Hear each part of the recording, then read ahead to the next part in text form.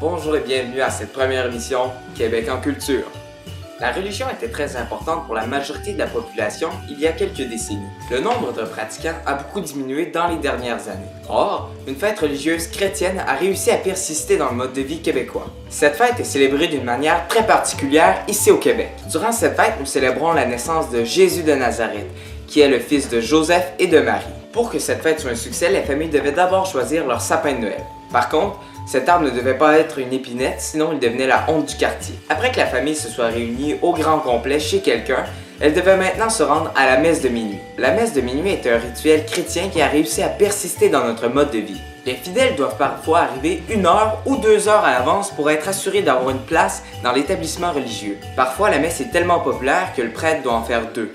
Après que la famille ait prié, elles se rejoignent au domicile d'une personne pour réveillonner toute la nuit. Le réveillon se commence habituellement par l'ouverture des cadeaux que le Père Noël avait déposés sous le sapin de tous les enfants qui avaient été sages cette année. Donc le Père Noël part de son royaume au pôle Nord pour distribuer les cadeaux de tous les enfants. Le Père Noël est donc en congé 364 jours par année. Après l'ouverture des cadeaux, la famille se place à table pour déguster un bon repas.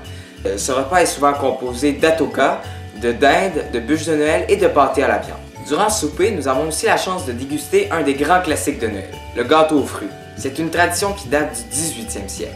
Généralement, la parenté dort dans la maison dans laquelle ils ont été invités.